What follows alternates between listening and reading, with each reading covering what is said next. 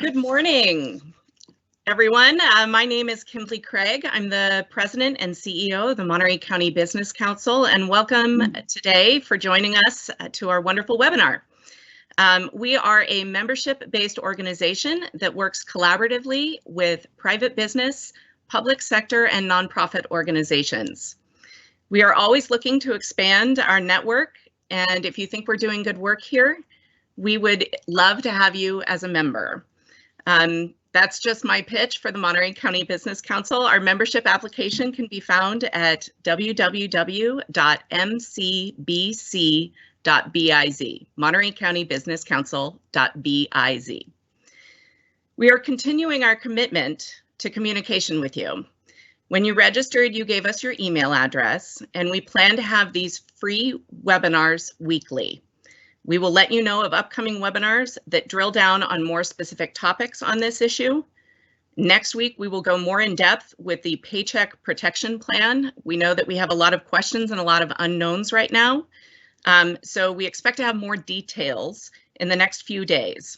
That being said, new guidelines came out yesterday, and we will be covering some of those in the webinar today.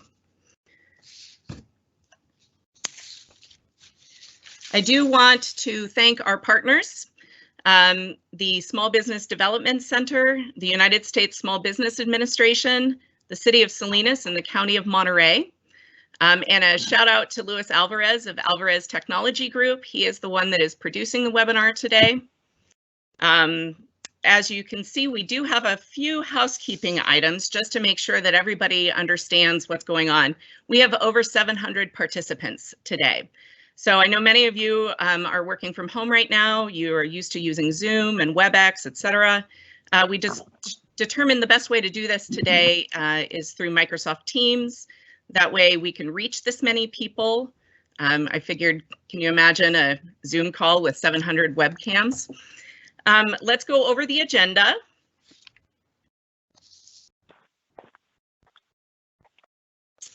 All right, today we have, this is the agenda for today. We have Small Business Disaster Loans with Cindy Merzon, the Director of Cal Coastal Small Business Development Center. We also have Jennifer Kuiper, the Senior Relationship Manager for Pacific Valley Bank. She'll be talking about banking and their involvement with this. We also have Andy Cito with the United States Small Business Administration. He's the Lender Relations Specialist. And we also have Lawrence Harris, the Director of the Procurement Technical Assistance Center. So for those of you that are small businesses, he helps small businesses get government contracts, and government, as we know, is still open for business. So we'll be hearing from them. So that's from 10 to 11 today. And then from 11 to 11:30 a.m., we will have questions. If you can take a look on your right-hand side of your screen, there's a gray box. A gray panel, and down at the bottom there's a space to ask questions. We will be going through those and publishing questions, and I'm sure there will be quite a few, so we will do our best to answer as many today as possible. If we do not answer your question, please submit your question on the chat there with your email, and we will respond to it directly after the webinar today. We are also recording this so that you can go back and take a look and cull through some of the information. And we will be emailing out the link to everyone who is registered, so you can go back and look and go through the information. And we will have contact names, numbers, and emails on that as well. So with that, I would like to introduce Cindy Merzon. And one last thing, and this is just from the heart, if I may. I know this is a really scary time for a lot of us. I know that it's uncertain.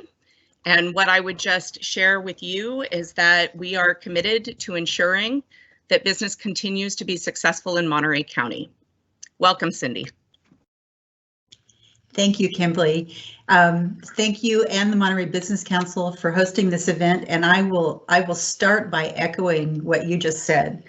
I truly, my heart goes out to small business owners and all they're facing right now.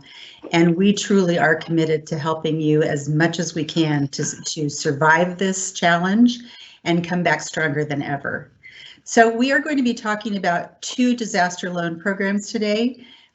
One is the Economic Injury Disaster Loan Program from the SBA, and the other is the Paycheck Protection Program, which is part of the CARES Act.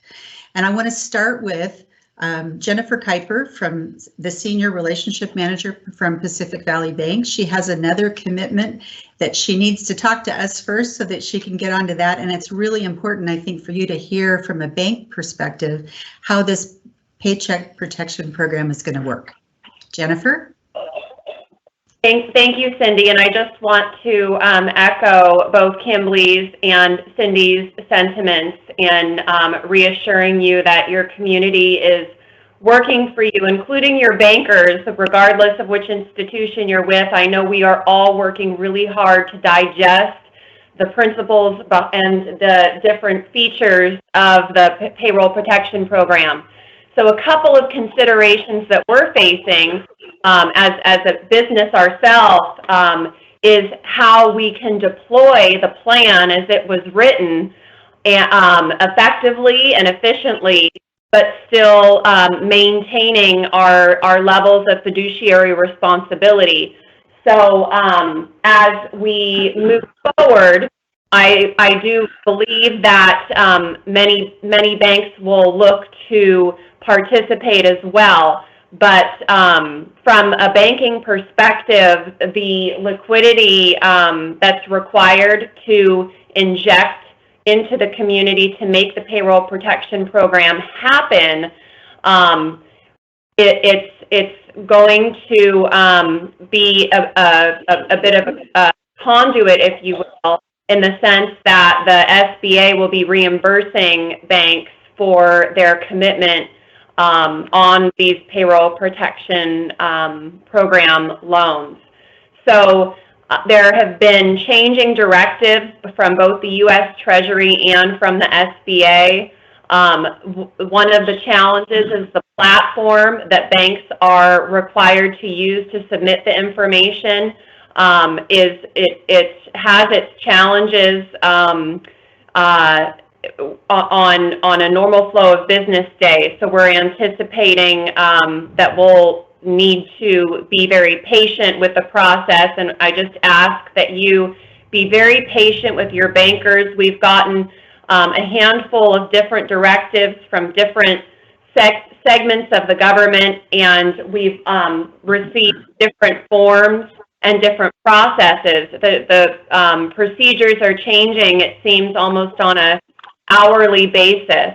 But I think at this point we have a form. I know I speak for myself at Pacific Valley Bank that we are close to having the procedures complete and be in a position where we're able to help our clients and some of our non-clients in the community with the funds that they so are in true desperate need of to keep our local economy viable and valid looking forward.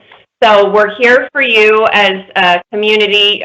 You are in very good hands with Kimberly and with Cindy and with Andy Cito. And I'll go ahead and jump off the call because we're scrambling to get the forms that are necessary up on our website as well.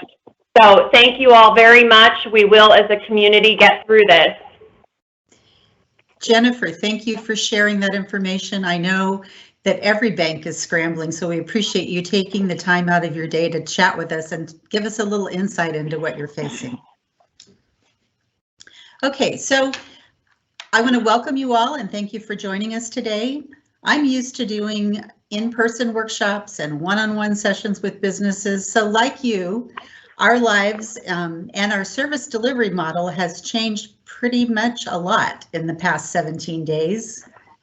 Wow, it seems like it's been a month at least, not 17 days. As I said, my heart goes out to you, and I just encourage you to hang in there and keep fighting to go forward. We're going to get through this together. The federal and the state governments are trying to help businesses through this, through the legislation that they've passed in the last several weeks. And they look to their resource partners like the small business development centers, SCORE, the Women's Business Centers, the Veterans Outreach Centers, to help deliver those programs and services to you as a business owner. So if you haven't heard about us, I'm glad you're here today so you can know that we're here for you.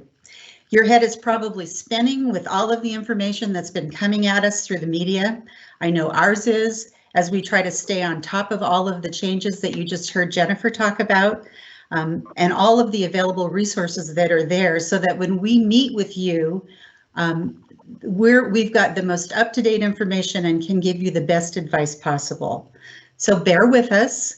We are a bit overwhelmed with all of the new information and all of the changes, and our desire to pass it on to you accurately. So I will give you caveats today as we're walking through some of the presentations so that you know that this is as of today. It could change an hour from now. It could change tomorrow, but we want you to get as much information as you can, as up to date as possible.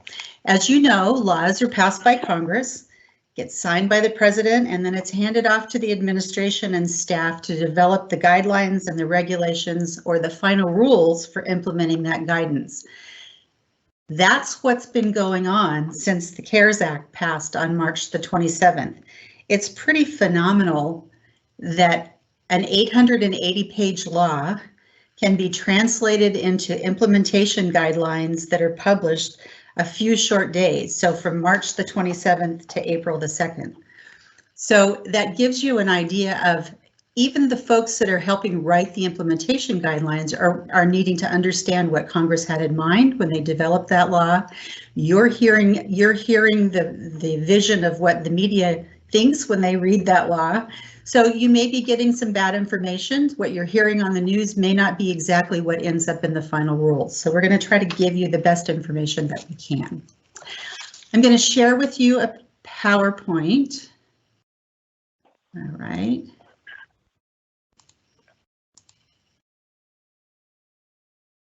I'm going to make sure you're seeing it.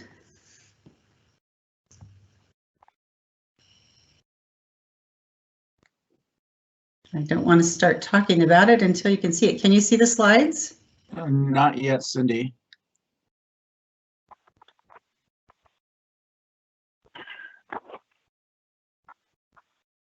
Now you can. Yes? You are on. You're on. Okay, great. So my name is Cindy Murzon. As you've heard, I'm the director of the Cal Coastal Small Business Development Center. The purpose of the presentation today, I want to give you a little bit of information about what is an SBDC and talk about the disaster loans that have been promised. So who is the SBDC? SBDC stands for the first letters of Small Business Development Center. We're hosted by the California Coastal Rural Development Corporation, which is a small business lender, a mission lender that does loans for small businesses that can't access capital from conventional banks or other conventional lenders. So it's a nice partnership. We provide technical assistance and business advice and guidance to businesses to help them get ready for a loan that they might be able to get from Cal Coastal or from another lender. We are an SBA and Governor's Office of Business and Economic Development resource partner. What that means is they provide us with funding to deliver the services to you, and we do that at no cost to you because of those funding resources. We have other local partners that help provide funding so that we can offer no-fee one-on-one business advising. We have workshops and webinars, and you can find and register for those on our website calendar. And we also try to keep local business information and resources available so that we can offer you a referral to someone who can help you if we can't. We serve small, for-profit businesses in Monterey and San Benito counties. So many of you have already taken advantage of our services in the last 17 days, we've served almost 200 different business owners and trying to help them access some of these services. So the best way to get into the queue, because the line is pretty long right now, is that you go to our website and register for services. You'll see a link on this slide. Don't worry about trying to hurry up and write it down. At the end of the slideshow, I have a resource page that has all of these links, and we'll leave it up during the Q&A time. And then when we send the information out, you'll have access to that as well. So you go to the website and you register. Once you've registered, we will call you to complete the registration and to connect you with the no-fee services that you're looking for. We understand that your need is urgent, and the service demand, as I mentioned before, has exceeded our normal staff and consulting resources, so please, please be patient. We're working 7 days a week until 10 and 11 o'clock at night to try to be able to respond to all of the needs, because that's what we want to do, is we want to help you. So in the meantime, if you'll go to our website, there's a COVID-19 business resource page, and there are an abundant number of links that are there to help you. Information from the federal sources, the state sources, and the local sources, and all the resources that are available. And because they're linked to the site, the original site that's providing these services, providing these resources, you're getting up-to-date information, even though it's changing pretty frequently. So if, for example, if you go to our site and you click on the CARES Act or something about the Paycheck Protection Program, it will have everything that SBA has published on their site as of today about the Paycheck Protection Program. So today we're going to talk primarily about two things. We're going to talk about SBA's Economic Injury Disaster Loan and the Payroll or Paycheck Protection Program. So you'll see that the slides are a mix of things. As you heard early on, we sort of have pulled together this webinar quickly to try to get information out to you. So some of the slides come from SBA PowerPoint presentations. Some of them come from things I've gathered off of the website just to bring you most up to date. So the SBA is providing economic injury disaster loans for coronavirus-related economic disruptions. They do disaster and economic injury loans for all kinds of disasters, but the one that we're talking about today is specifically related to the coronavirus-related economic disruptions. When there's a disaster declaration made, SBA then does a declaration to offer loans. This one is due to the coronavirus. It initially started by offering this disaster loans to not all of the states, but we quickly discovered that this problem was going to affect all of us. So now these disaster loans are available for all states and territories. It's a low interest federal disaster loan, and it's specifically for working capital to small businesses that are suffering substantial economic injury as a result of the coronavirus. What businesses are eligible to apply? It's available to small businesses, small agricultural cooperatives, small aquaculture businesses, and most private nonprofit organizations. I want to clarify, when we talk about agriculture, you don't see growers up there. This particular loan program is not designed for them. This includes businesses that are directly affected by the disaster, businesses that offer services directly related to the business in the declaration, and then any other businesses indirectly related to the industry that are likely to be harmed by the losses in the community. So it's kind of the vertically integrated approach of an industry that's affected by a problem. So if you manufacture widgets, you may be eligible, as well as the wholesaler and retailer of the widgets that you manufacture, all eligible. So what's the criteria for loan approval? Remember that this loan is done directly by the SBA Disaster Assistance Loan Program Center. And so they're going to make the loan decision, they're reviewing your application, and they're considering these three important things. They're considering your credit history. Applicants must have a credit history that's acceptable to SBA. They're looking to assure that you're going to be able to repay the SBA loan, that your business is going to recover and it's going to continue and you'll be able to repay what you've gotten. And they're checking to make sure that you're eligible. Of course, the main eligibility is being located in an area that's affected by this disaster, which is all of us.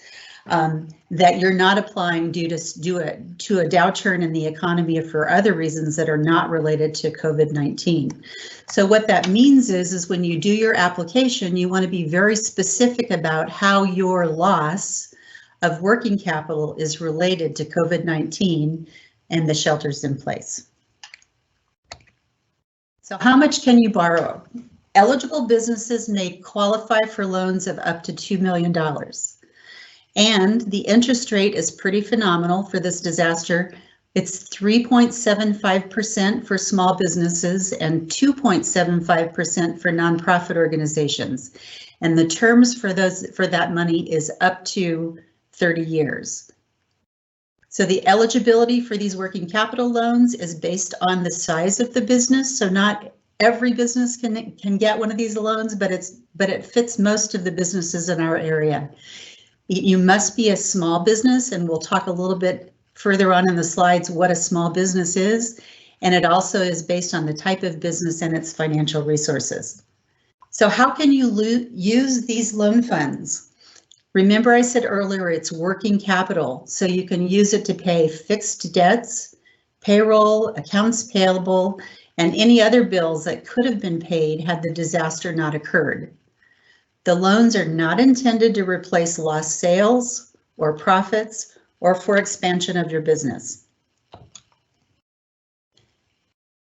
So questions are often asked about, well, do I have to have collateral to get this loan? If you are getting a loan of $25,000 or less than $25,000, they don't require collateral. However, economic injury disaster loans over $25,000 require collateral. SBA will take real estate as collateral when it's available, but they will not decline a loan for lack of collateral, but require that you pledge it if you have it. So it's one of the decisions one of the characteristics that they consider when they're making a decision about doing a loan. Oh, no. So what kinds of small businesses can apply? Examples of eligible industries include, but are not limited to the following: hotels, recreation facilities, charter boats, manufacturers, sports vendors, owners of rental property, restaurants, retailers, souvenir shops, travel agencies, and wholesalers. The applicant business must have a physical presence in the declared disaster area. So your economic presence alone in the declared area does not meet that requirement. So your physical presence needs to be tangible and significant. If you just have a PO box here and you are operating your business outside of these declared disaster areas, you would not qualify as a physical presence. SBA's economic injury disaster loan funds come directly from the U.S. Treasury. As an applicant, you do not go through a bank to apply. You heard Jennifer talk earlier about bank loans. That's for the Paycheck Protection Program, not for this economic injury disaster loan. You would apply directly with the SBA's Disaster Assistance Program at disasterloan.sba.gov. There is no cost for you to apply. There is no obligation for you to take the loan if after applying they decide to offer it to you and you decide you don't want it. It's okay, you don't have to take it. The maximum unsecured loan amount is $25,000, yet the maximum loan amount could be up to $2 million with security. Applicants can have an existing SBA disaster loan. Some businesses in our area were affected by fires in the past and were able to access disaster loans. You can still qualify for this disaster loan, but you cannot consolidate the two loans.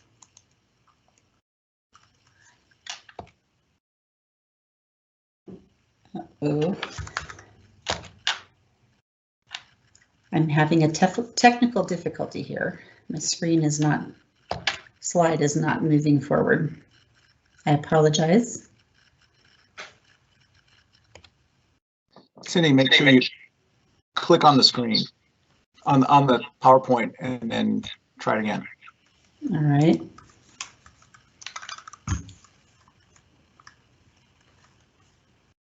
That would be really good if it's like.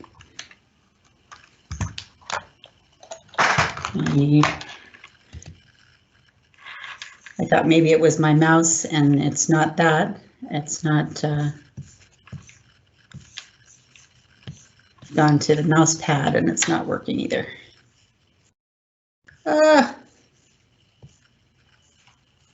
Hit escape. We're so thankful to have Luis Alvarez on here to help us with these technical challenges from Alvarez Technology Group. Oh man.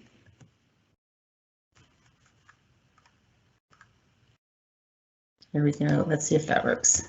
Yay! Okay. So this is how you apply.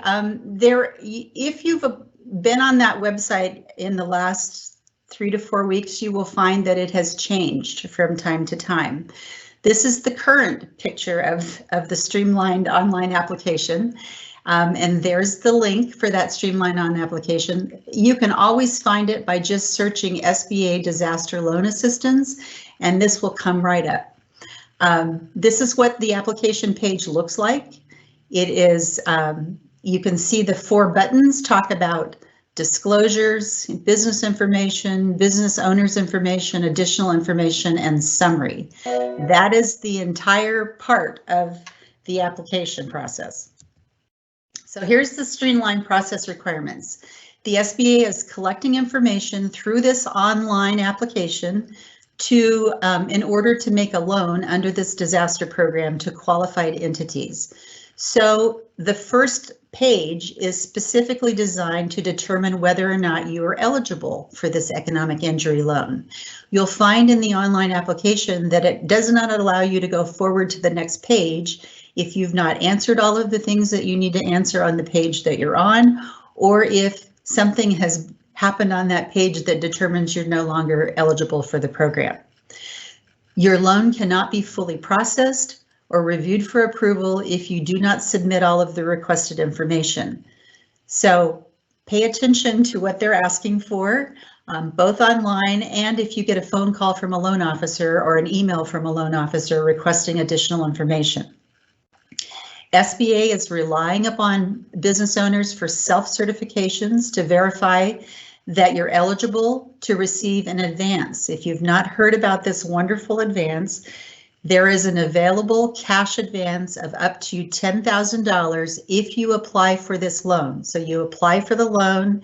In the course of the application process, there's a box that allows you to check it to say that you're interested in getting the advance and identifying how much you want.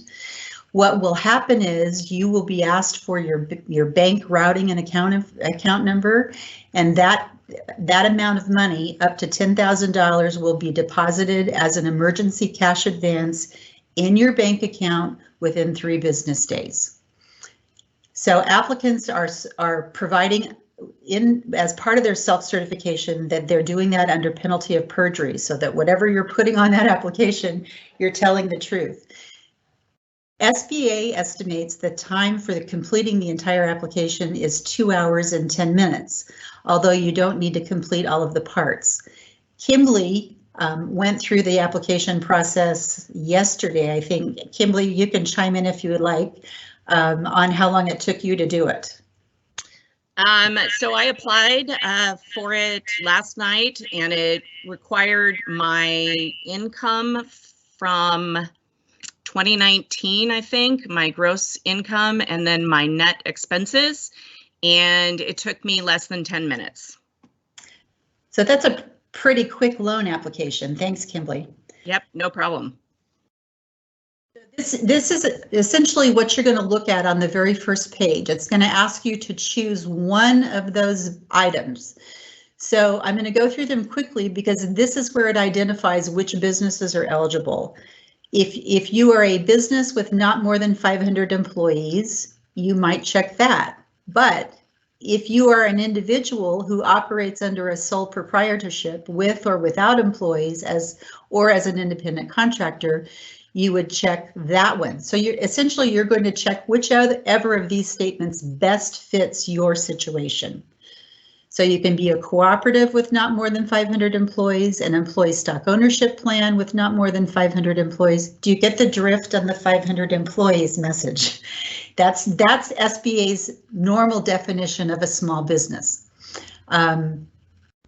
You could be a small business with more than 500 employees if you're considered small under SBA's size standards, and you can find that size standard list there at the link. Again, these links will be available at the end of the PowerPoint, and we'll leave them up for you. You could also apply if you're a private nonprofit organization that is a non-governmental entity or an entity that currently has an effective ruling letter from the IRS granting tax. You can also, if you're a producing organization that's a nonprofit that's organized or doing business under state law, or a faith-based organization. This next part of the eligibility process, if you are unable to check all of these statements, you are not eligible to apply. So that's, I'll leave it up for a second. You can see the things that would make you not be eligible. If you're engaged in any illegal activity as defined by federal guidelines. If any applicant has a 50% or greater ownership interest in the business, is 60 days or more delinquent on child support obligations, you are not eligible. If you are an agricultural enterprise, a farm, a growing industry, other than aquaculture or agricultural cooperative or a nursery, you are not eligible to apply for this. Applicants that has to say that they do not present live performances of a prurient sexual nature or derive directly or indirectly more than a de minimis gross revenue through the sale of those products, etc. Applicants cannot derive more than 1/3 of their gross annual revenue from legal gambling activities. Applicants cannot be in the business of lobbying, and they cannot be a state, local, or municipal government entity or a member of Congress. So if you cannot check that box, every single one of those boxes, it will not allow you to continue forward with the application process. So the business information that you will need, so you would want to gather that ahead of time before you sit down to do the application, is they're going to ask your business legal name, your trade name if you have one, your employer identification number or social security number for a sole proprietor. What's your organization type? So that's, are you a corporation or an LLC or a partnership, etc.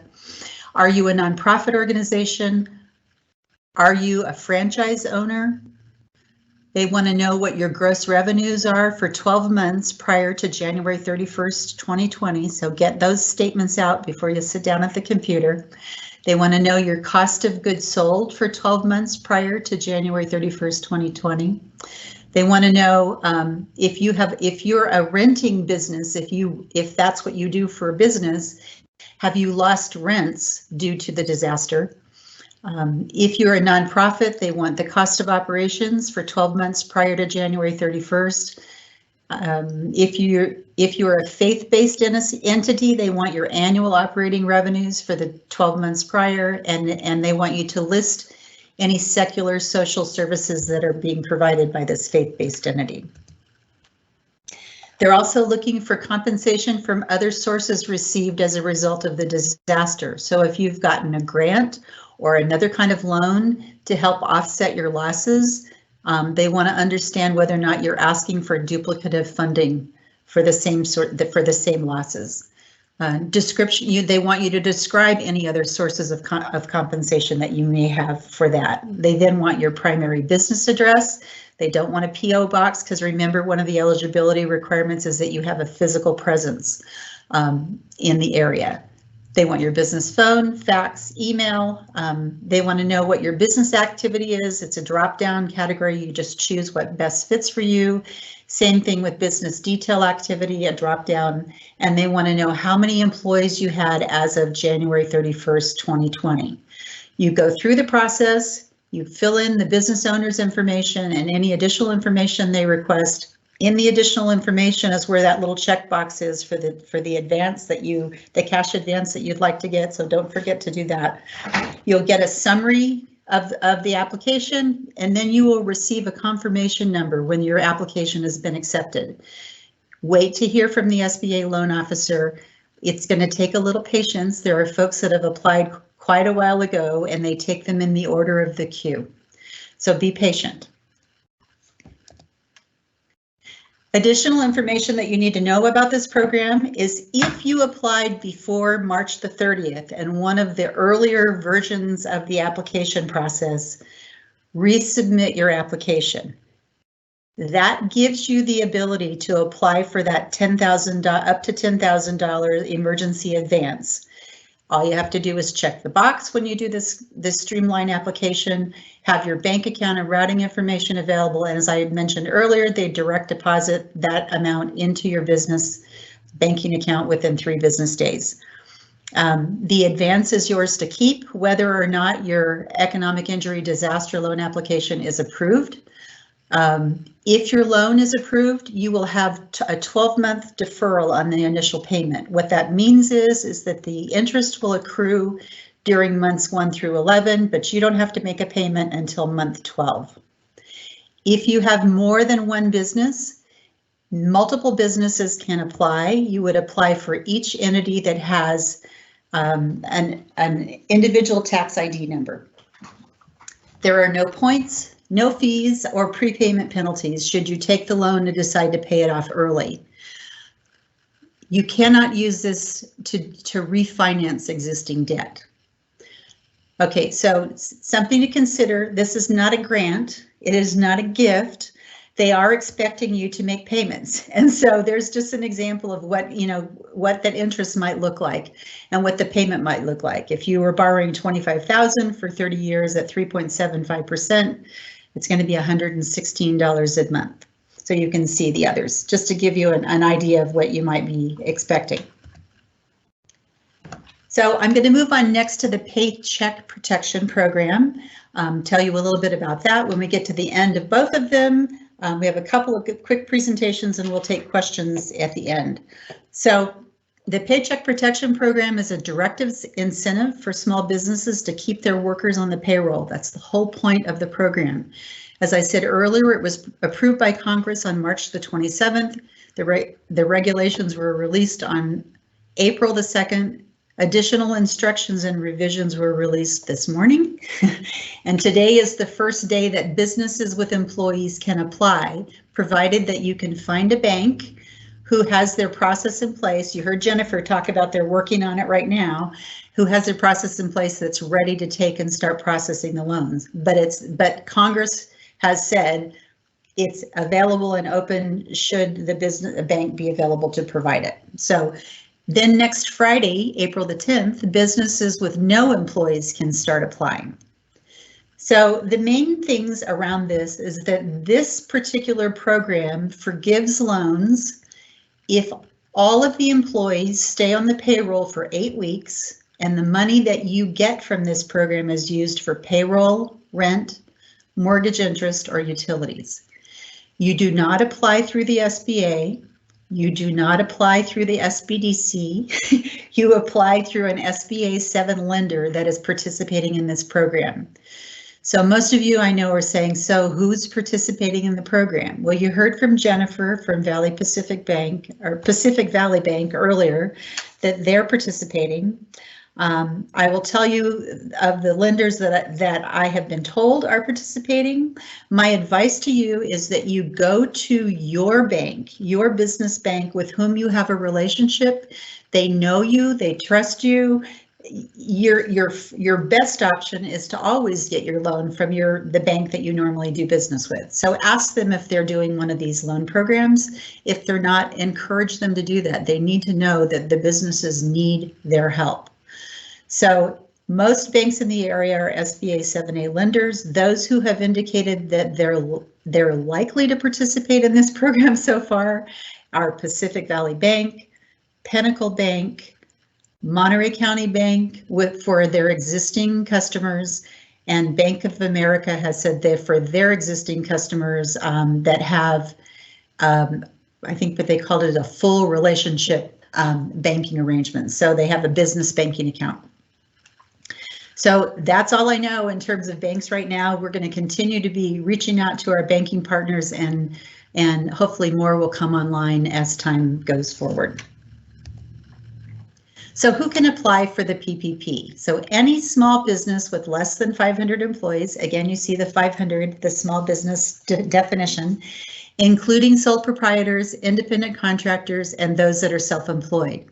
Private nonprofit organizations, as well as 501c19 veterans organizations that are affected by coronavirus or COVID-19. Businesses in certain industries may have more than 500 employees if they meet SBA's size standards, same as the other loan program. The size standard chart works here too.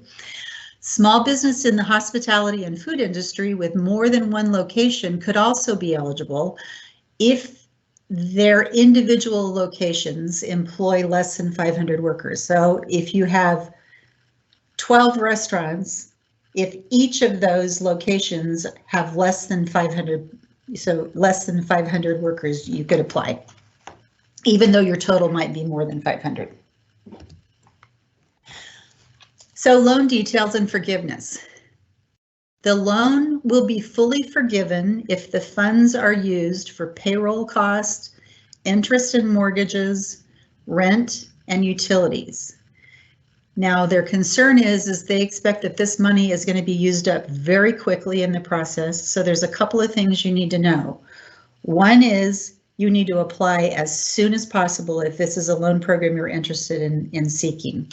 The second is the forgiveness amount of the loan is going to be based on, it has to at least be 75% of it has to have been used for payroll. So if you borrowed $1,000 and you were able to demonstrate at the end of the time period that you used $1,000 for the eligible costs that are listed in that first bullet, at least 75% of that total expenditure must have been payroll for it to be fully forgiven. Loan payments will also be deferred on this loan for 6 months. Interest will accrue, but loan payments don't start until the end of 6 months. There are no collateral or personal guarantees required, and none of the lenders will charge any small business fees. They will collect those fees from the federal government. Forgiveness is based on the employer maintaining or quickly rehiring employees that they may have already laid off and maintaining salary levels. So they will reduce the forgiveness amount if your full-time headcount declines or if the salaries and wages decrease. So again, remember the focus of this is to provide incentives for people to keep workers on and to keep paying them at their rate of pay or better. The loan has a maturity of 2 years and the interest rate is 1%. So given the two that we've talked about, you may say, wow, you know, where do I start? Which one should I use? We like to say that if you need capital to cover the cost of retaining employees that you have, that you don't want to have to let them go, or even bringing back employees that you've already let go, but you really want to keep them for the long term, the Paycheck Protection Program is the best program for that, because the primary focus on the forgiveness piece is around payroll. If you need a quick infusion of cash to cover what you need right now, remember that this cash advance of up to $10,000 could be in your account within 3 business days. This is the one you want to go after. If you think that you could benefit from both of them, you can apply for both of them as long as you're not applying for the same cost recovery under each program. So if you've got a lot of non-payroll costs, you might want to apply for that under your economic injury loan, and then put all your payroll costs under the Paycheck Protection Program. Some of you may have existing SBA loans, and if you do, please know that there are deferments available for those loans as well, and there's a link that you can find out more about that. So here's the links page. There's 2 of them. And these are the ones that we'll make sure that we kind of alternate before as we're doing through the Q&A so you have time to get at them.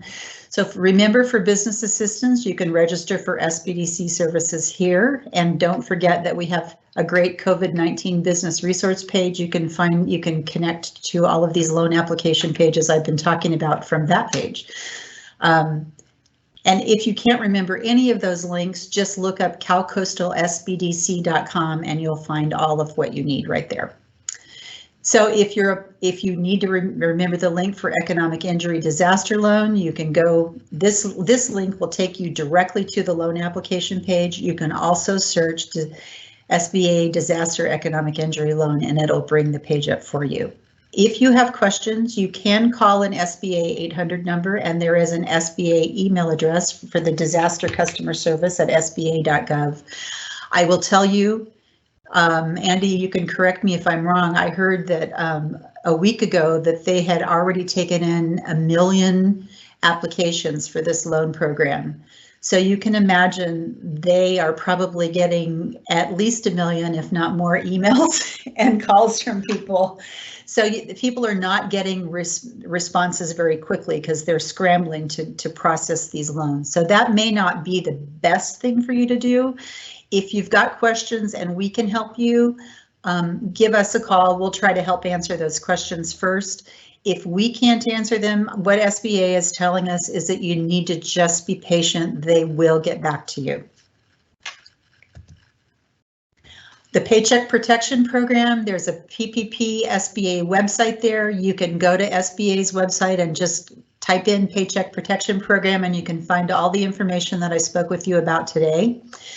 The treasury.gov has a PPP borrower fact sheet, which has more details, and it also has the latest and greatest sample application. Now, this is an application that the federal government has said these are the things that need to be in your banking application. Each bank may create their own application. It just has to have all of the documentation that's required by the sample one. So if you want to get started on gathering that information, download that sample application and you can start getting it ready to go before you go and talk to your bank.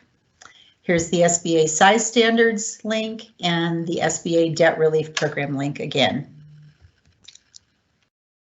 So that is all I have for the presentation, and I think, Kimberly, we've got Lawrence is next, right? That's correct. Lawrence Harris is our Procurement Technical Assistance Center Director. And I think Lawrence is muted. And Lawrence has slides, correct? Yes. So I'm going to take mine down.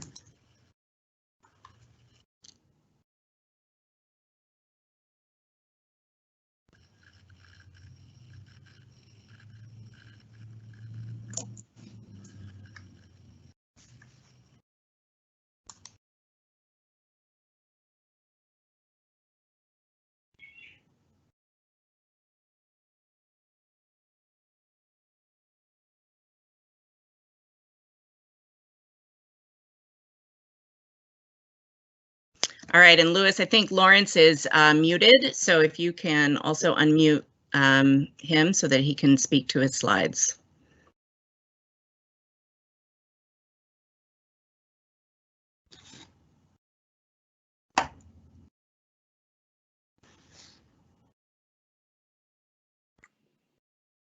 I'm trying to unmute him.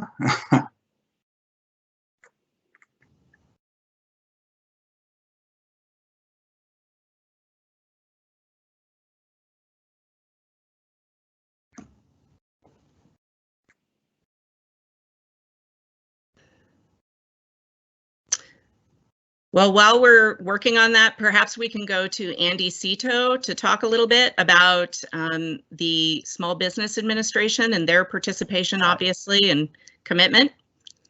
Hi, Kimberly. Thanks a lot. Yeah, this is Andy Cito. I'm with the Fresno District Office of the Small Business Administration. Just wanted to say, Cindy Merzon, good job on the presentation, and echo the sentiments that it takes a community to make things work. In this case here, the community is large now. Not only is it local, it's regional, it's statewide, it's nationwide. So We're trying to do the best as possible to get these programs out and available to our small business communities, to give them the access to capital they need to have as much as possible and quickly as possible. So the programs are here, they're available. As one of the most important thing is if you did apply for that economic injury disaster loan program, as Cindy mentioned a couple of weeks ago, in order to get that $10,000 loan advance, you must reapply again. So you have to go into the system. The system now, as opposed to 3 weeks ago, is a much simpler loan application process. As Kimberly mentioned, she went in and did it, and it only takes about 10 to 15 minutes. What you want to do is make sure you have all your financial information in front of you, though, to help you fill out the expense, the profit sheet and the expense sheet, so that way you have the appropriate numbers from filling that in. The Paycheck Protection Program, you want to make sure to approach your business bank first. There are some business banks that you may be with, like a credit union, that doesn't participate in the SBA programs. If that is the case, then try other lenders in your area. The majority of the national banks are participating in the Paycheck Protection Program, and they are also doing it for their non-bank customers as well. So keep that in mind, and if your current business bank is not offering it, and it is their, where some banks may not be able to entertain the enormous amount of capital that needs to be done to fund these type of loans. So if that does happen, try the next lending institution that's out there to see if they can accommodate your request.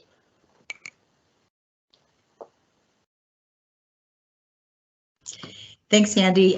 Just so everyone knows, I brought Andy, wanted Andy to be part of this call so that as we get into the question and answer period, he has a lot more information than I have. So we'll tag team on answering questions. All right, so this is Kimberly Craig speaking, and we are waiting for Lawrence to unmute his phone. So Cindy, if possible, if we could go to some of the question and answer opportunities, I'm going to go ahead and give you a couple of questions first and foremost that we can get started on, if that's okay with you. Sure. Thank you. Question number 1, we are in construction. If work slows and we lay off an employee for a week or 2 and hire him back when work picks up, how would that affect what we have to pay back if we have a PPP loan? What if we can't hire him back? It will reduce the forgiveness amount. So remember the message in the loan program was it's designed to have you not go down in numbers of employees or go down in payroll totals.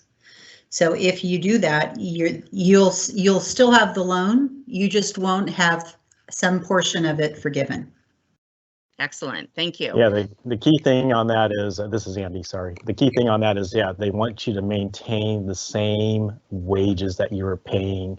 So when you're calculating your monthly average payroll, which includes the medical, all those things. So it's the gross, make sure you are appropriately calculating that average monthly payroll. But the key thing is they don't want you to reduce that. So they want you to bring back the workforce as much as possible to do that with. Excellent, thank you very much. Question number 2, my wife and I are both self-employed. How do we enter our compensation amounts?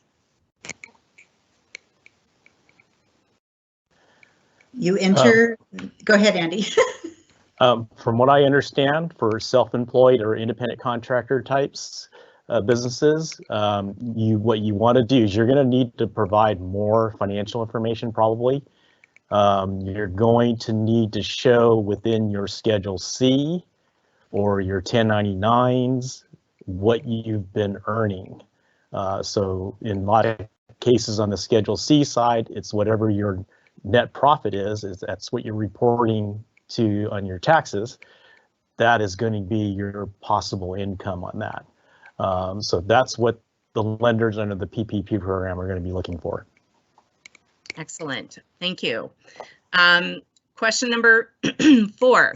I applied for the EIDL and someone left me a message from the SBA from a cell phone. Is this a scam? Would someone call me from a cell phone to ask follow-up questions about my EIDL form? Andy, I'm gonna let you take that. I actually don't have an answer to that.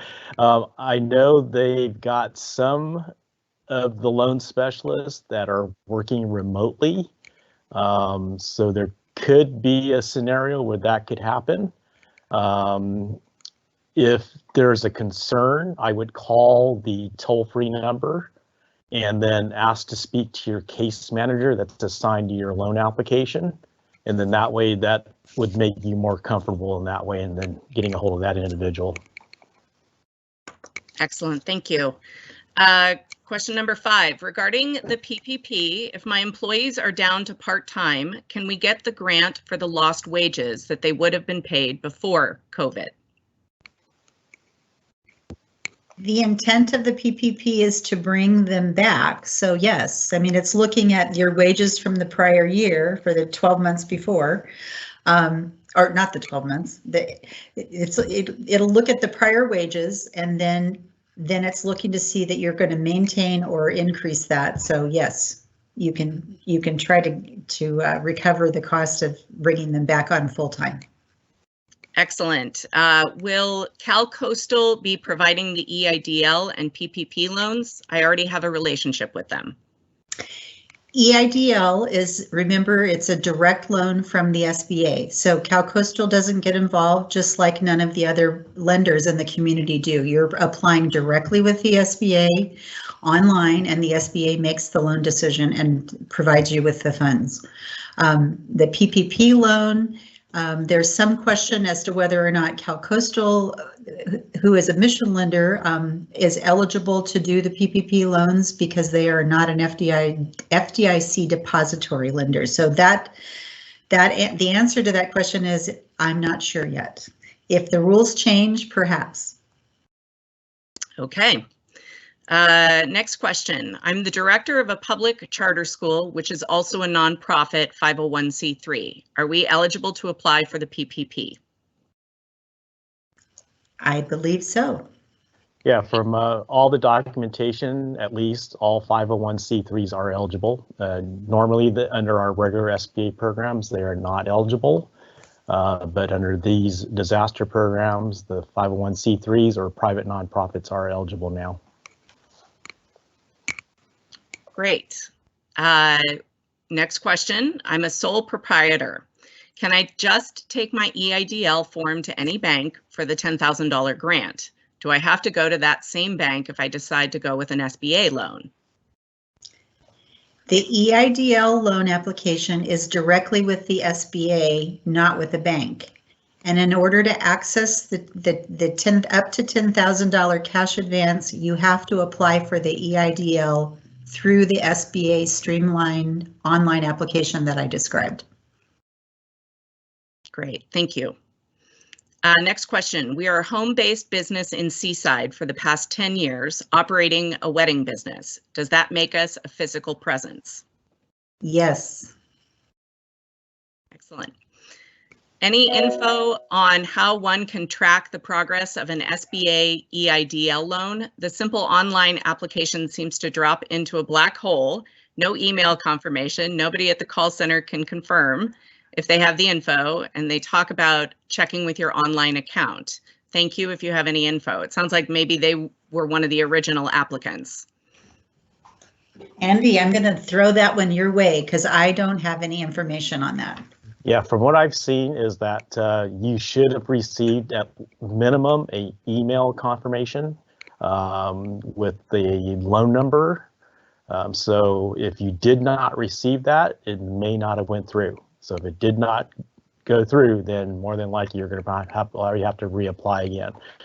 In a lot of situations, what happened too when they changed the online portal, there was an in-between there from last week where it was having you drop the forms into the application portal. But then over the weekend, they changed the application to where it's a more simpler process. So if you're like in that in-between stage, you probably have to resubmit if you didn't get a confirmation back through email. Andy, and also what I've heard is that if you've applied for one of these loans and you're not hearing back and you're not sure because you didn't get a confirmation number or you don't have a case manager number, it doesn't hurt to reapply. It's 10 minutes of your time. It gives you a chance to make sure you're in the system, and if they had your application earlier, it doesn't push you down in the queue. You keep your spot in the queue. Yeah, it sounds correct. Great. Next question. We do not have a physical building. Can we still apply for a loan? We use a bus to transport clients to overnight shelter and to meals to one of 30 different locations in Monterey County. I would still say that's a physical presence. Andy, would you agree? It was kind of breaking up, so I didn't hear the whole question.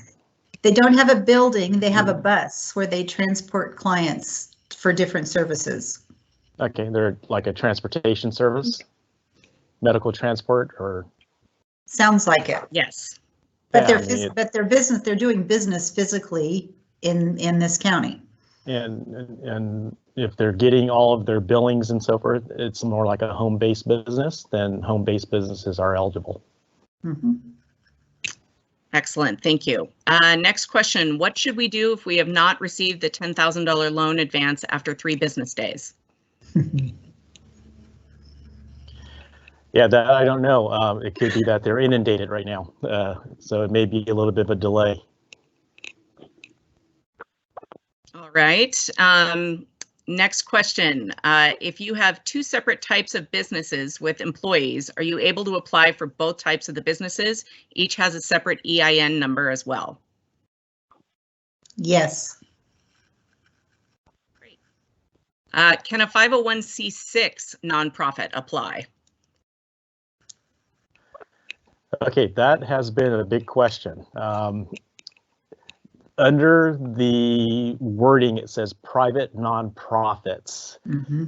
So however that works out, they haven't given us a full definition other than 501c3s that are eligible. They haven't given us anything in reference to the other 501c's that are out there, whether they would be eligible or not. For EIDL, I would say it doesn't hurt to apply, as Cindy mentioned earlier. For PPP, we're going to probably need to find out a little bit more for the lending partners to figure out if they can process those applications. Just as a point of clarification and for our audience, we have over 200 questions that have been submitted. And so if I may ask those that have asked questions, if you could also include your email address. If we do not get to your question, we will email you with a direct reply. That's just as the the questions continue to pile up. I want to make sure that everybody understands we're going to do our best to get questions answered for everyone. Next question, for sole proprietorships, how do we prove we kept the only employee on payroll? You should have payroll records that demonstrate that how you paid that person before and after you applied. Excellent. So I think this question has been answered, but I'm going to go ahead and ask it anyway because it seems to be a repeating theme. For the EIDL application online, it was suggested to reapply if this was conducted before 3:30. What if my application was submitted on 3:30? Should I reapply online? If you have any doubts about whether or not they received your application, it would be worth applying again, spending the 10 minutes and making sure that it's there. It's my understanding, Andy, that they have a system that it's matching the tax ID numbers so that it's pulling the records together if there are multiple applications. That's correct. Excellent. Okay, let me make sure I'm reading this correctly. For the PPP, what if an employee would rather do unemployment, getting an additional $600? Does that make sense? It doesn't help the employer in his PPP loan if the employee chooses not to work and you can't hire someone to replace that employee, your payroll number, your numbers of employees and your payroll costs are going to decline, and then you don't have that forgivable amount. Excellent. If you have already laid off people, would they need to be on payroll during the 8 weeks? Yes. All right, next question, and I think you've covered this, but I'll go ahead and ask it again because it's repeated question. Can you apply for more than one? I applied for disaster loan this week, COVID economic this week, and I am applying for the PPP as soon as possible. Yes, you can. Just remember that you cannot use both loans to pay for the same thing. Yeah, let me add to that as well. You can apply for both programs, the EIDL and PPP. Now, here's the scenario that's going to happen now. If you receive an EIDL loan and you receive part of that was to help with your payroll expenses, and if you get the PPP loan, what's going to happen is they will go ahead and refinance the EIDL loan into the PPP loan. So if any portion of that EIDL is used for payroll purposes, they're going to refinance it under the PPP. Excellent. Question, is there any interest associated with the cash advance portion? No. Yeah, Correct. the loan advance is it's basically given to the business. It's non-repaid. Regarding, oh, I'm sorry, go ahead.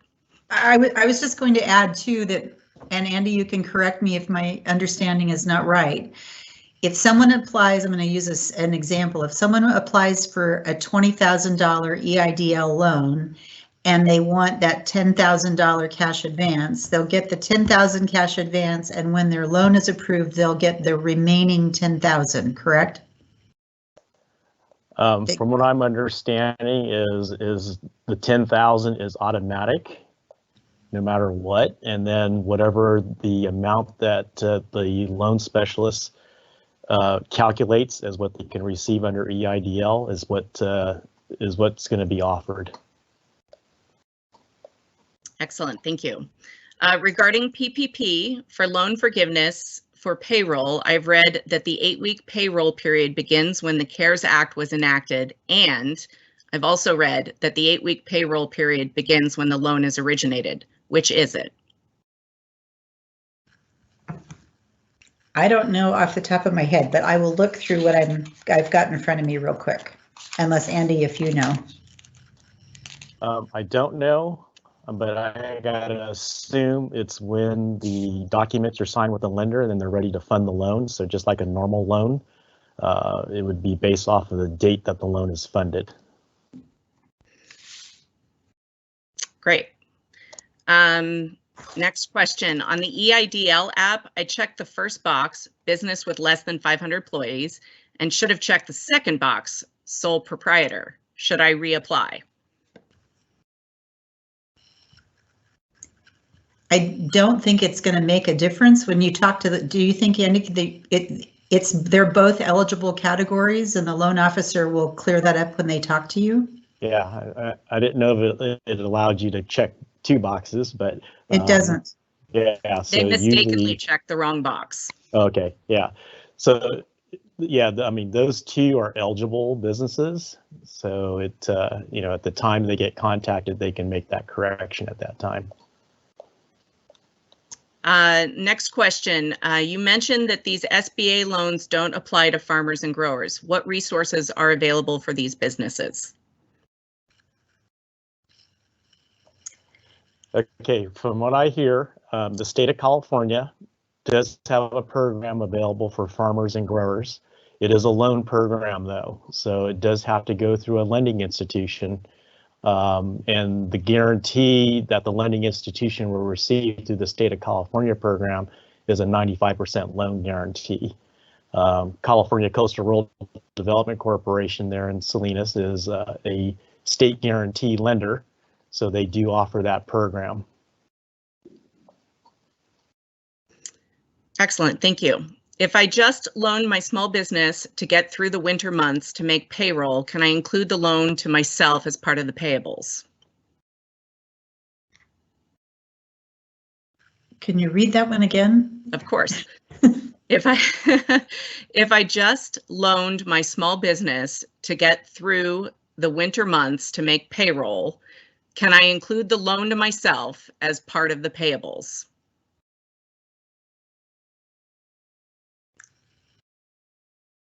I'm not sure. All right. We will, I'll ask that person to email and we'll get back to them on that. Yeah.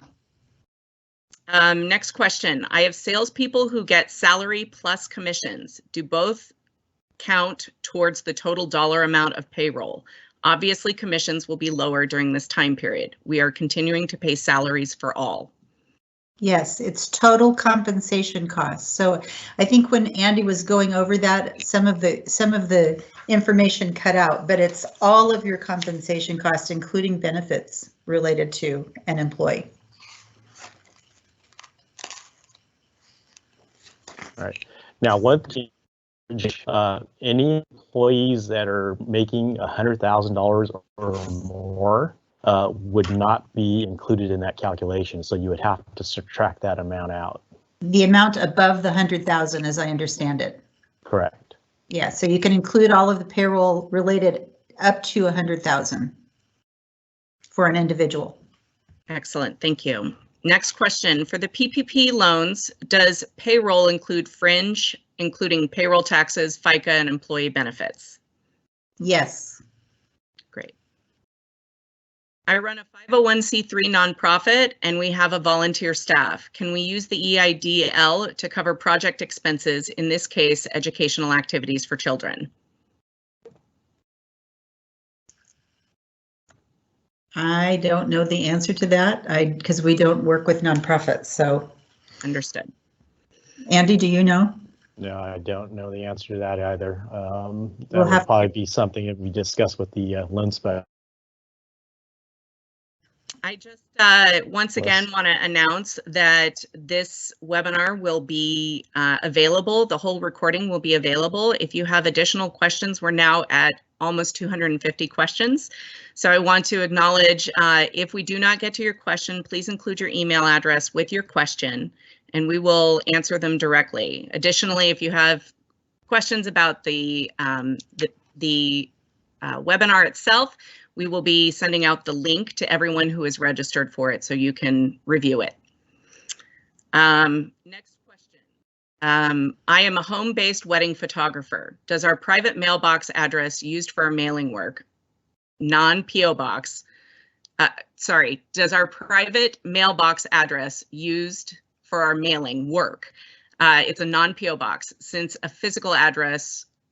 it has a physical address, or would I need to put a residential address? Would it delay our loan options? Sorry, that's a complicated question. That's sort of a technical question in terms of a private mailbox versus a PO box. They're both off-site boxes. If you have to prove that you're doing business, if you're doing business in the location, I would give them both your private mailbox and and the place that you're operating out of, which is your home, just to be safe. Excellent. Okay. Will there be a list of banks available on a web page somewhere? Andy. Under the SBA website, under the COVID-19 website, there is a link to search for lenders. Again, there may be a small amount of lenders that are not participating in the PPP program. So you would have to probably do some searching and going forth. And if your current business banking relationship is not on, if you go to the link that Andy's talking about, then you're going to Yeah, the majority of the national banks will be participating. So if you go to the link that Andy's talking about, or you can just search for SBA lenders, you'll get a website that gives you a place to input your zip code. And then it'll give you the list of lenders that are closest to you. Those are all SBA lenders. They may or may not all be PPP lenders. So the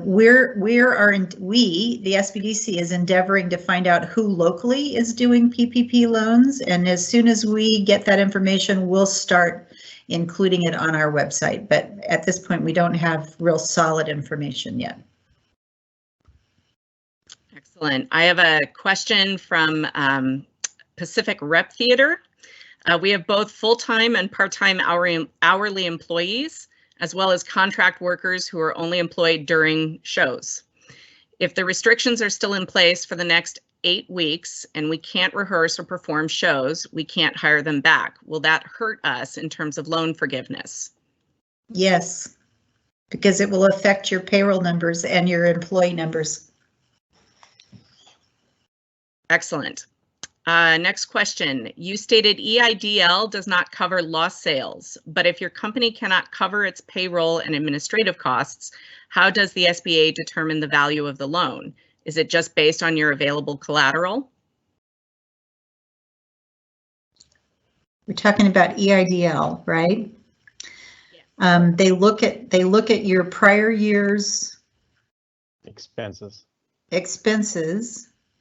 compared to your current year's expenses, and will recommend an amount that they think is an appropriate cost. Have you ever done one of those, Andy? Because I haven't. No, yeah, I haven't personally, but I mean, they are looking at your expenses that you're paying out. So they're looking at your rent payments. If you have any loan obligations, fixed loan obligations that you have to make monthly payments on, that'll include those monthly payments for that.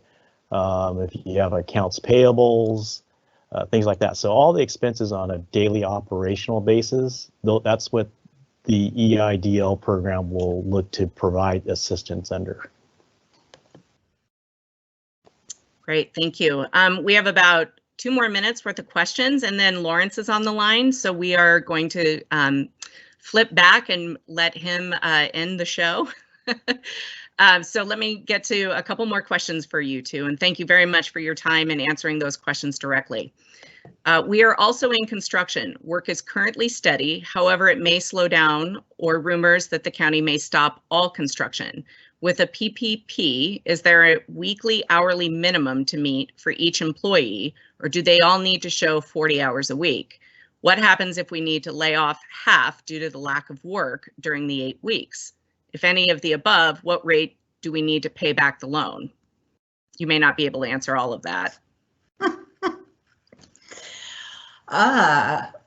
They're looking at your totals before and your totals during the 8-week period. So if they're less during the 8-week period, that reduces your forgivable amount. The interest rate on the PPP is 1%. There's one thing too that you also have to take into consideration is that they're looking at full-time equivalent employees. So even though they're part-time, you would combine the part-times to make up a full-time equivalent. So when you're calculating your average monthly payroll, you're going to want that. And then, again, the key thing here is you want to try to keep the employees on your payroll so they don't go and try to get unemployment assistance. So the key thing is making sure that they're still on your payroll. So even though your business has dropped, these funds are there to assist you in keeping that payroll there while your business has gone away. Excellent. That's a great point. We're going to do last question here, and then we're going to go back to Lawrence Harris. Is the emergency relief going to be treated as taxable income? I don't know the answer to that. I don't believe it is, but I shouldn't, because it's especially if you're paying it back, it's going to be an expense item on your tax returns because you're paying interest on it. So it's not going to be where it's taxable income. I think they're talking about the $10,000 emergency cash. Oh, yeah, from what I heard, I don't think that is going to I've be. heard that as well, that I don't think it is taxable. But we can probably clarify that. All right, well, we will go ahead and close this portion of question and answer. We'll go to Lawrence Harris, the Program Director for the Procurement Technical Assistance Center. Lawrence is going to be going over a program. It's a free program to small businesses to help you get government contracts. And as I said at the beginning of this webinar, government is certainly still open for business. We've had people inquire about getting N95 masks from health supply companies and whatnot. So we are going to be covering a little bit of that in the next few minutes. And then Cindy, if you could just wrap up at the very end, that would be great. Sure. And Lawrence, if I could have you hang up and call back in. For some reason, I can't unmute you. So if you can do that, that'd be great. Oh, it's all fun and games. Never a dull moment. Well, in the meantime, Louis, if you could interrupt if we have Lawrence back on the line, that would be great. Cindy, are you okay to answer a few more questions? Let's keep going. All right, that's what I love to hear. All right, because of the circumstances, we may want to put through salary reductions for some key management roles. Will this impact the PPP forgiveness, or should we adjust the amount based on the proposed salary changes when applying for the loan?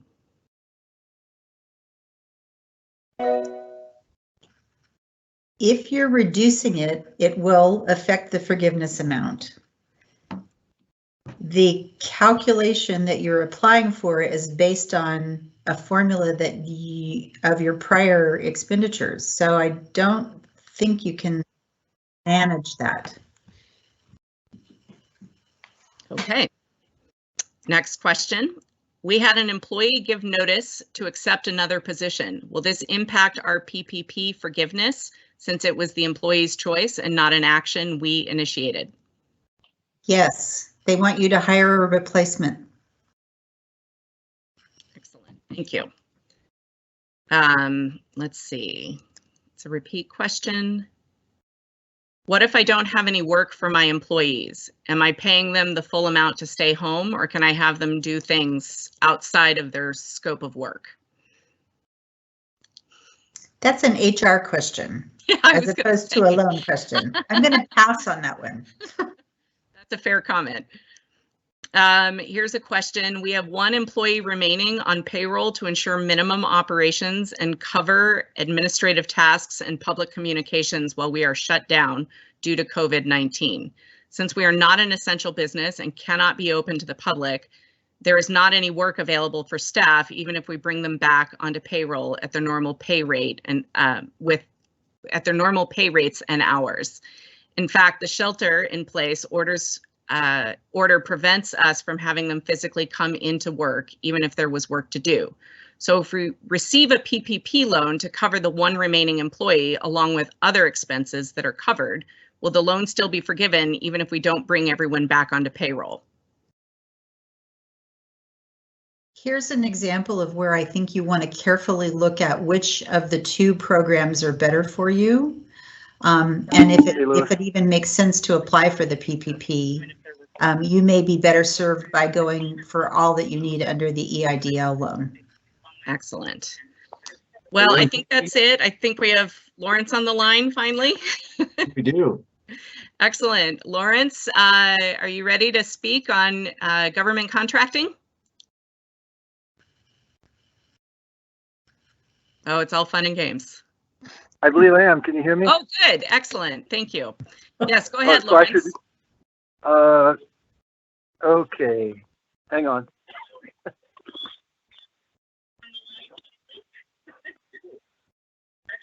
Lawrence, are you ready? He's got the delay on his computer. Yeah, there's a delay. So I should be muting my cell phone, right?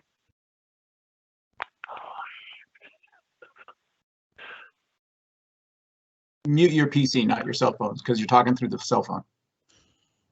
Mute the PC. Yeah, that's what I did, and then I got confused and went back and forth. Hang on. Well, whatever you're doing now, so do that. Just go ahead and go forward. Just go ahead and go forward. Okay. Hello, everyone. Can everyone hear me? Well, I'm not sure if there's going to be a response to that. So yes, this is the end of this presentation, I guess, and we're talking about an introduction to government contracting, which is what the Monterey Bay PTAC does. And so PTAC is an acronym, and it stands for the Procurement Technical Assistance Center. And we are a nonprofit agency here in Salinas, and we work pretty closely with the SBDC. So you've been hearing Cindy Merzon and myself and her. We work pretty closely together in terms of assisting small businesses, government contracting from our perspective, and then from her perspective, small business assistance, funding, business plans, and things like that. So at our end, we are, as you're seeing this PowerPoint presentation, this is going to be a very brief presentation on what we do, because there's a lot of detail in the different services that we provide. And so up front here, these three main points. We're nonprofit, I mentioned that, and we assist small businesses in obtaining government contracts, and that's everything from the federal, state, and local government levels. And again, this is providing technical assistance, counseling services. We have counselors on hand to do that. A good 4 of us do that. Next slide, please.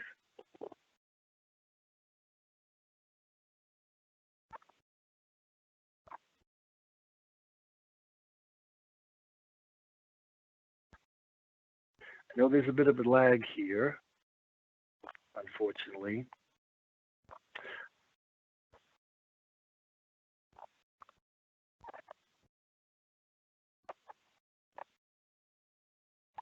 Okay, there we go. So this is a brief rundown, though it's pretty comprehensive actually, of the services we provide at PTAC. So the small business counseling services, and I've already mentioned that, and that's quite extensive because as a small business, you're interested in getting contracts from the government. And just like I think it was Cindy and Kimberly mentioned, yeah, the government is open for business. They still have needs for products and services, and they're still issuing solicitations so that they can receive proposals so that they can grant those contracts.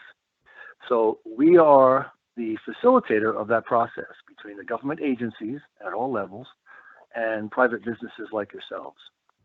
So getting into a little bit more specifics about that, number 2 is certifications and registration assistance. Now that's one of the basic first things you want to do. Why? Well, you're dealing with government. And when you deal with government, they have procedures they have to follow. And that's written down in a huge code of regulations. And it's called the Federal Acquisition Requirement. So what that involves is crossing your T's and dotting your I's, and that means registrations and certification. So we help people do that, and that puts them in line to actually get real government contracts. Now, there are some very specific instances where government officials can use credit cards, and they can purchase stuff pretty quickly without the proposal process. That's rare. It does happen. But mostly, you do need to be certified and registered in the system to get contracts. So we help you with that. And I'll be talking about a few of those in the next few slides, just very briefly. Another thing that PTAC does is the subcontracting opportunity distribution. So that's become more important recently. We at PTAC are getting requests from different agencies, mostly in California, for businesses that we have in our database to help them meet their needs, right? So this has been happening because everything seems to be going online. And the most recent one was a request from the city of Monterey for certain emergency medical supplies. And we reached into our database and found 24 companies or so and presented those companies with the opportunity to get a government contract from the city of Monterey. Now, what was interesting about that was that it was an emergency situation, and I spoke to two of the contracting officers there, and they were ready to purchase mostly products using a government credit card. So it would have been very fast without the proposal process, right? So that seems to be what seems to be happening a lot lately. This way you don't have to write a proposal in that case. Now, it wouldn't be a huge multi-million-dollar or even $100,000 contract, but it would be in the thousands and maybe tens of thousands. So that's just one of the things. If you're aligned with us and our services at PTAC, you're in the loop of hearing about. That's the subcontracting opportunity distribution. And number 4 is a electronic bid match service that we have, and this is no cost. Now, what this is a tool that we help put you in line to receive solicitations from the government electronically. So it's an up-to-date, very modern system where you don't have to actually search too much for things or go down to City Hall and get paper-based solicitations like the old days. But this is where we would build a profile of your business. Now, I should say, and I'll certainly say it by the end, all of this comes if you are our client, right? The client of PTAC, and becoming our client is no cost. And you'll go to our website, and I'll mention what that is later. You go to our website, sign up as a new client, and then we see your brief profile there. Counselors would call you and start that whole relationship. So once that happens, then you can avail yourself of these services. So the electronic bid match service is a very good one because, like I said, solicitations come into your email. After we build your profile, and that takes a little bit of counseling right there. Again, that's at no cost. And that profile that we build can be tweaked and polished in certain ways. If you maybe add some services to your business or you take some away, we can always tweak that profile so that the solicitation matches are more appropriate. And number 5, Lawrence, I don't mean to interrupt. I just want to make a request that we speed it up so slightly. We are running 3 minutes over at this point, and I want to ensure that we I want to ensure that we respect everyone's time. So thank you. I got you. Sorry about that. Yeah, training webinars. As you can see, there's the PowerPoint. Proposal review. If you write, this is very important. If you write a proposal, you want to have a second pair of eyes to look at it, we can certainly do that. And then, of course, small business liaison. If you need to contact agencies for certain questions, we can sort of help you with that as an assistant. And then the workshop outreach events, which is what we often did, and we did these live and in person. Of course, we can no longer do that, but we're doing this kind of thing, and we'll be doing more of it by webinar. Next slide, please.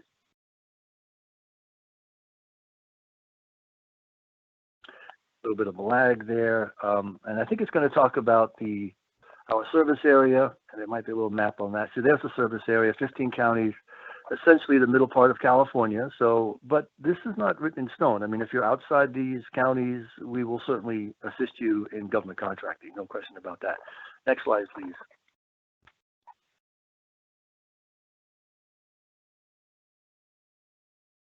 I think this one's going to say some of the things that you need to do government contracts, some of the basics. I think the next one will show. Next slide.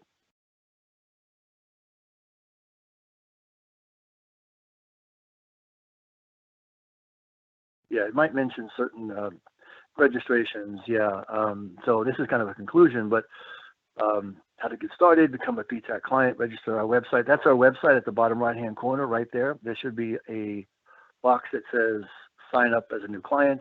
Click on that, ask you a brief series of questions. When you submit that, it goes right into our e-center, and then we know that you're interested, and then we get back with you. So work with us, work with SBDC. We can help you get the basics to start off with, which is the SAM number, a DUNS number, NAICS numbers. I won't go into what they mean yet, but you'll certainly find out all about those when you get counsel from us. And we actually can help you build what you don't often see, which is a government marketing plan. If you guys are in business, you have a business plan. But the government market is slightly different, so we can help you with how that's different and tailor yourselves to meeting the needs of government agencies. And we can also help you register with the state of California, which is extremely important because that's a big purchaser of goods and services. So that's about it. I know I have to be fast here. Now that phone number is my cell phone. It's not the office phone because we're all working from home. So that's what we have to use now. So that's my cell phone. Call me there at just about any time, and I'll help you in terms of myself or the other counselors that we have on hand. That's my email. Email us at any time. Email me. And that's our website. So that should be the basic stuff you need if you want to move into government contracting and expand your business that way. My feeling is if you do business commercially, you can do business in the government venue. Why? Because the government does everything under the sun, not just tanks and planes and the rest of it, but everything in the commercial world is bought in the government world as well. So I think that's about it. Kimberly, I know I went over time. I apologize for that, but I covered everything, and I hope it's enough of a teaser to get people interested. Thank you so much, Lawrence. We really appreciate it. You're Just welcome. in conclusion, I want to acknowledge that we will have a webinar next week on the payroll protection plan, the PPP, which will go much further in depth on that. And so if you've registered for this webinar, you will have, we have your email and we will be inviting you to that. You are welcome to participate. Our webinars are free. Hopefully you got some really good information out of this. Again, we will try to answer all of the questions that were submitted. Please send your email address along. I do want to thank Cindy Merzon, the Director of Cal Coastal Small Business Development Center, for participating today. Thank you, Cindy. Jennifer Kuiper, the Senior Relationship Manager of Pacific Valley Bank. Her phone's ringing off the hook. Andy Cito, the Lender Relations Specialist for the U.S. Small Business Administration. And of course, Lawrence Harris, the Director of the Procurement Technical Assistance Center. And again, I want to thank our partners in this, the Small Business Development Center, the U.S. Small Business Administration, the City of Salinas, and the County of Monterey. And as we all know, Luis Alvarez of Alvarez Technology Group is a genius when it comes to putting on webinars. So that's it for today. Thank you very much for attending, and we'll be in touch. Take care.